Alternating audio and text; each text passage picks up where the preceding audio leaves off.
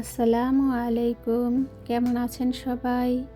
I hope অনেক বেশি ভালো আছেন। আলহামদুলিল্লাহ, আল্লাহর অশেষ রহমতে আমিও অনেক বেশি ভালো আছি। কাছের ও দূরের, দেশ ও দেশের বাহিরের যে যেখান থেকে আমার আজকের ভিডিওটি দেখছেন, আশা করছি অনেক বেশি ভালো আছেন, সুস্থ আছেন এবং নিরাপদে আছেন। আরও একটা নতুন দিনে নতুন ভিডিও দেখার আমন্ত্রণ জানিয়ে শুরু করছি আমার আজকের ভিডিওটা শুরু করেছি রান্না দিয়ে, ওই আছরের আজানের পর আর কি। তো এখানে আমার জন্য আর ম্যাডামের জন্য রান্না করব খিচুড়ি ভুনা, আর বাচ্চাদের জন্য আর ম্যাডামের হাজবেন্ডের জন্য আলাদা করে রান্না করব। তো এখানে আমি আজকে ভুনা খিচুড়ি করব মুরগির মাংস দিয়ে। অনেক দিন ধরে আর কি খাবো ভেবেছি, কিন্তু নিজের জন্য তো রান্না করতে একটু সময়ের আলাদা দরকার হয়। তো ওরকম একটা সময় পাই না। কদিন ধরে দেখা যায় তাদের জন্য যেটা রান্না করি সেটাই খেয়ে নেই। তো ভাবলাম যে আজকে একটু দেরি হলো রান্না করব। আর অনেক আপুদের ভিডিওতে দেখি খিচুড়ি রান্না করছে, তো ভাবলাম যে তাহলে রান্নাটা করেই ফেলি। তো এখানে আমি দুটো লেগ পিস আর কি দিয়েছি, একটা মুরগির আর কি অর্ধেকটা, বুকের মাংসটা দেইনি। যেহেতু আমি আর ম্যাডাম খাবো, সেই জন্য অল্প করে আর কি রান্না করব।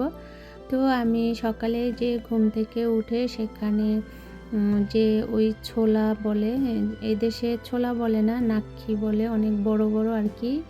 তো সেটা অল্প করে সেদ্ধ করে নিয়েছিলাম। তো সেটা দিয়ে তারপর রান্না করব। তো এদিকে আবার গরম পানির মধ্যে একটু তেল দিয়ে দিয়েছি। তো বাচ্চাদের জন্য আর ম্যাডামের হাজব্যান্ডের জন্য পাস্তা রান্না করব। তো সেজন্য এদিকে পাস্তাটা আমি সেদ্ধ করে নিয়েছি। তো ভিডিওর এই পর্যায়ে এসে সকল আপু ভাইয়াদের কাছে অনুরোধ করছি ভিডিওতে একটি লাইক দেওয়ার জন্য। আপনার একটি লাইকে আমি অনেক বেশি উপকৃত হব। আর অলরেডি যারা একটি লাইক দিয়ে দিয়েছেন তাদেরকে অসংখ্য ধন্যবাদ। আর যেই আমার এই ছোট্ট চ্যানেলে যদি কোনো নতুন আপু ভাইয়া ভিজিট করে থাকেন, ভিডিও দেখতে দেখতে যদি ভিডিওর কোনো অংশ ভালো লেগে যায়, তাহলে চ্যানেলটি সাবস্ক্রাইব করার অনুরোধ রইল। তো অফ ক্যামেরায় আমি পাস্তাটা সেদ্ধ করে নিয়েছি। তো এদিকে পাস্তার মধ্যে যে মুরগির মাংস দেব সেটা আমি আগের দিন আর কি রান্না করব বলে আর কি ম্যারিনেট করেছিলাম, তো পরে আর রান্না করা হয়নি। তো সেটা ফ্রিজে রেখে দিয়েছিলাম, তো সেটাই নামিয়ে আর কি দিয়ে দিলাম। তো তারপরে দিয়েছি আর কি মাশরুম। তো মাশরুম কার কাছে খেতে কেমন লাগে? আমার কাছে কিন্তু অনেক বেশি মজা লাগে। যখন আমি এসেছি তখন আমার কাছে একটুও ভালো লাগতো না, কেমন যেন লাগতো। বাংলাদেশে তো কখনো খাইনি, সেই জন্য আর কি ভালো লাগতো না। তবে এখন অনেক বেশি মজা লাগে আর কি। তারপরে এই যে ব্রকলি ছিল সেটা কেটে ধুয়ে তারপরে দিয়ে দিয়েছি। আর এই যে পাস্তার যে সাদা সস সেটা দিলাম। আর এটা অনেক বেশি করে আর কি দিতে হয়, একটু মানে পাতলা টাইপের যদি হয় পাস্তাটা, তাহলে খেতে আর কি বেশি ভালো লাগে। আর দেখা যায় যদি আঠালো অনেক বেশি ঘন হয়ে যায় তাহলে একটার সাথে একটা লেগে যায়, তখন আর অত বেশি মজা লাগে না। তবে একটা মজার কথা হলো কি, যে এই সৌদি আরবে কোনো পাস্তার মানে মাতাম নেই। আর মাতাম ওই যে হোটেল বলে, মানে পাস্তার কোনো আলাদা করে হোটেল নেই। তবে বাহরাইন আমি যতবারই গিয়েছি ততবারই আর কি দুপুরের খাবার বা রাতের খাবার পাস্তাটাই বেশি খেয়েছি। আর বাহরাইনে যে পাস্তার আলাদা করে আর কি আপনার হোটেল আছে, তো সেই জায়গার পাস্তাগুলো খেতে এত বেশি মজা হয়, মাশাআল্লাহ আলহামদুলিল্লাহ, অনেক বেশি মজা হয়। একটা পাস্তার সাথে আর একটা পাস্তা আর কি লাগে না।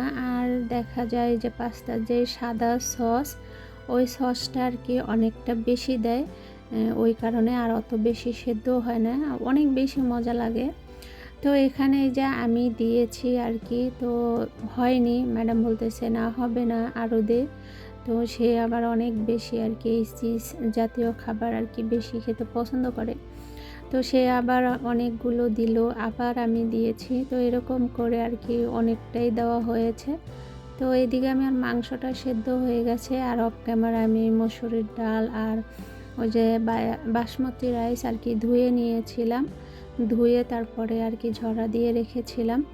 তারপরে এই যে ডাল আর চাল একসাথে দিয়ে তারপরে এবার গরম পানি দিয়ে দেব। আর আমি সবসময় বলি যে কোনো খাবারে কষানোর পরে গরম পানি দিবেন, তাহলে আর কি হয় কি খাবারটা অনেক বেশি মজা হয়, একটু ঝরঝরা হয়, টেস্টি বেশি হয়। আর ঠান্ডা পানি দিলে খাবারের টেস্টটা নষ্ট হয়ে যায়।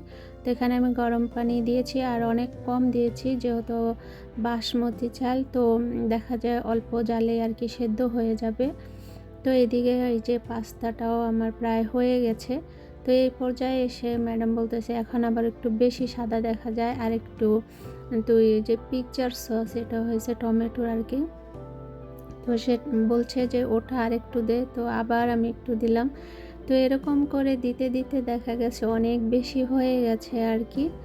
তারপরে আবার আরেকটা চিজ দিয়েছি আর কি, এই চিজটার নামটা আমি এখন ভুলে গিয়েছি। এটা দিলে একটু আঠালো হয় আর কি, মানে একটার সাথে আরেকটা লেগে থাকে এই চিজটা দিলে। তো আর কি আরবি নাম বলেন বা বাংলা নাম বলেন, যেটাই আমি এখন ভুলে গিয়েছি। আর বয়স দিতে আসলে আমার এরকমই হয়, অনেক খাবারের নামই ভুলে যাই।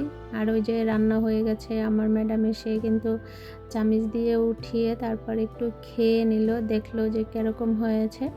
তবে দেখতে যতটা লোভনীয় হয়েছে, খেতেও ঠিক ততটাই মজা হয়। আর পাস্তা রান্নাটা আমি রান্না করি বলে কোনো কথা না, একটু মজাই হয়, যেহেতু অনেক বছর ধরে রান্না করি। তো এই যে এদিকে আমার খিচুড়ি রান্নাটাও হয়ে গেছে। আর খিচুড়ি জালটা মানে একটু বেশি বাড়ানো ছিল, তো পড়ে নাই, একটু লাল হয়ে গেছে আর কি নিচে।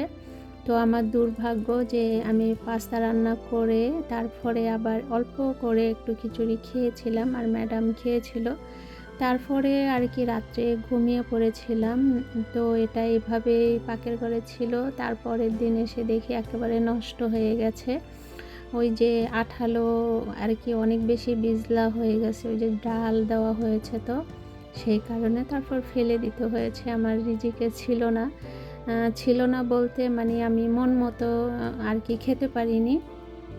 তবে দেখা যায় 2-3 বার খেলে আর কি মন মতো হতো, কিন্তু একবারে তাও অল্প একটু খেয়েছিলাম। তো যাই হোক, এই যে দেখতে অনেক বেশি সুন্দর হয়েছে আর খেতেও মাশাআল্লাহ অনেক মজা হয়েছিল, আলহামদুলিল্লাহ। তো এই যে তারপরে পাস্তা সবাই খেয়েছে অল্প অল্প করে, তারপরে অনেকটা রয়ে গিয়েছিল। তারপরে ম্যাডাম বলল যে তার ভাসুরের বাসাতে দিয়ে আসতে, পাশে আমাদের আর কি বাসার সাথেই তাদের বাসা। তো এখানে আমি এই যে গরম করে নিয়েছি, তো প্লেটে করে 1 প্লেট তারপরে আর কি বেড়ে নিয়েছি, তারপরে ঢেকে সুন্দর করে তারপরে ওই বাসাতে দিয়ে আসব। ওই বাসা আর আমাদের বাসা একটাই বাসা, শুধু মাঝখান দিয়ে একটা দেওয়াল আর কি দেওয়া। তো এখন আর কি ওই বাসাতে যাব। তো আমার সাথে এই পর্যন্ত যারা যারা আছেন চলেন আপনাদেরও নিয়ে যাই, দেখিয়ে আসি আমার ম্যাডামের ভাসুরের বাসা। তো এই যে আমি আর আমার ম্যাডামের মেজো ছেলে আর ছোট বাবু আর কি, আমরা 3 জনে যাচ্ছি। আর ওরা তো মানে বাহিরের কথা শুনলে একেবারে পাগল পাড়া হয়ে যায়। এই দেশের বাচ্চা বলেন বা আপনার বয়স্ক বলেন, পুরুষ হোক মেয়ে হোক বাচ্চা হোক, সবাই বাহিরে থাকা বা বাহিরে যাওয়াটা অনেক বেশি পছন্দ করে। তো এই যে আমরা 3 জন মিলে যাচ্ছিলাম।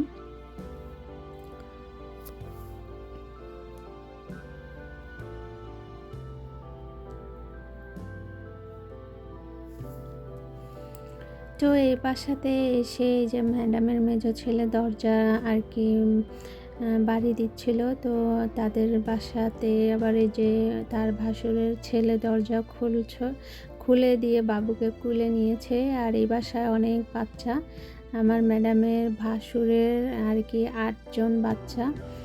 মাশাআল্লাহ, সবাই মাশাআল্লাহ বলবেন। তো এই যে এটা হচ্ছে ড্রয়িং রুম আর কি। তো এদিক দিয়ে আমি পাকের ঘরে গিয়েছিলাম, যে আমার মতো আরেকটা কাজের মেয়ে আছে এই বাসায়, তো বাঙালি না, অন্য দেশের। তো ওকে খুঁজছিলাম, কিন্তু ও